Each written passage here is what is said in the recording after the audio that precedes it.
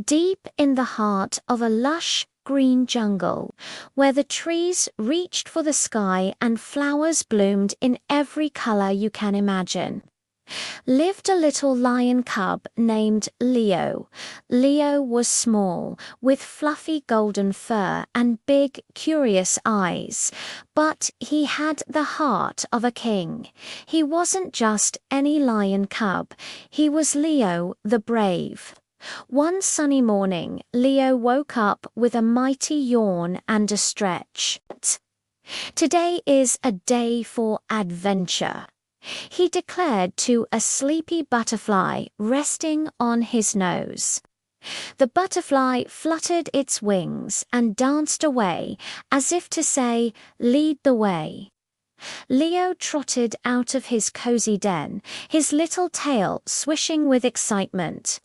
His first stop was by the Whispering Waterfall, where his best friend, Squeaky the squirrel, was busy organizing his collection of colorful acorns. Squeaky had a long, bushy tail and a twitchy nose that was always sniffing out fun. "Morning, Squeaky," roared Leo, though it came out as more of a squeaky growl. Squeaky scampered down the tree trunk. "Leo, what adventure are we having today? Are we climbing the giant banyan tree, or maybe racing the river rapids on a big leaf?" Leo's eyes sparkled. "Even better, I heard a legend about the sunstone, a gem that glows with the light of the sunset. They say it's hidden at the very top of Crystal Peak." Squeaky's whiskers twitched. "Crystal Peak, but Leo, that's so far. And they say a grumpy old badger guards the path. That's what makes it an adventure."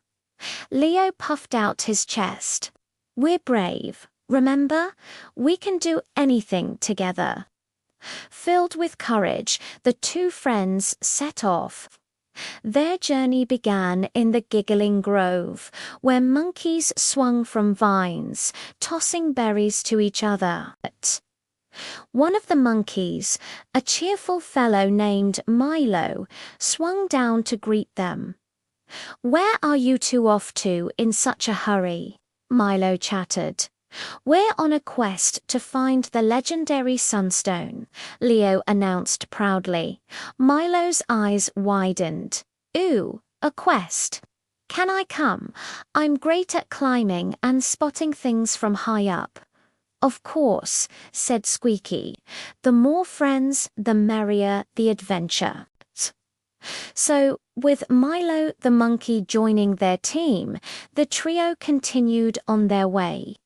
They navigated through tangled vines, hopped over bubbly streams, and sang silly jungle songs. Soon they reached the edge of the murky marsh. The path was muddy and filled with strange plopping sounds. A big, friendly hippo named Holly popped her head out of the water. "Well, hello there, little explorers. You seem a bit stuck. The murky marsh can be tricky. We need to get to the other side to reach Crystal Peak," explained Leo, "but we're not sure how to cross." Holly smiled a huge, watery smile. "Hop on my back, I'll give you a ride. I love helping friends on an adventure." Leo, Squeaky, and Milo carefully climbed onto Holly's broad, strong back. She glided through the water as smoothly as a boat, telling them stories about the funny fish that tickled her feet. On the other side, they thanked Holly for her kindness. "Good luck on your quest," she called after them. As they approached the base of Crystal Peak, the air grew cooler. The path became rocky and steep. Suddenly, a gruff voice echoed from a small cave. "Who goes there? This is my path, and I'm not in the mood for visitors." Out waddled a badger with spectacles perched on his nose and a very grumpy expression. It was Barnaby the badger. Leo, remembering his bravery, stepped forward. "Hello, Mr. Barnaby. We are Leo, Squeaky, and Milo. We're on a quest to see the Sunstone. We promise we won't cause any trouble." Barnaby squinted at them. The Sunstone, HMPH, no one's cared about that old rock in years. Why the sudden interest? Squeaky held up a shiny red acorn. "We're adventurers. We love seeing the wonders of the jungle. We brought you a gift. It's a perfectly polished crimson acorn." Barnaby's grumpy face softened a little as he looked at the acorn. "Well, that is a fine-looking acorn. It's just it gets lonely up here. Everyone thinks I'm just a grumpy old badger."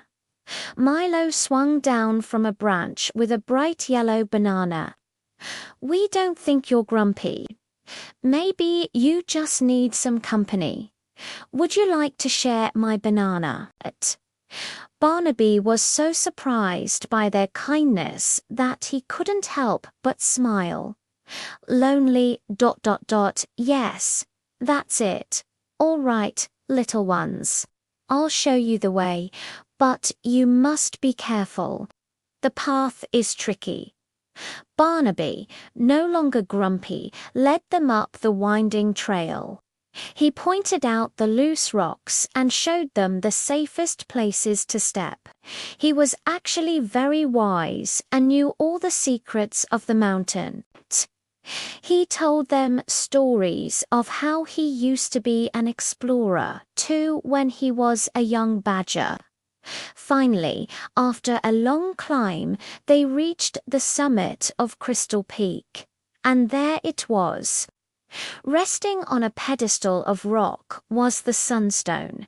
It wasn't just a rock, it was a magnificent crystal that caught the afternoon sun, shimmering with a warm, golden light that danced and swirled inside it.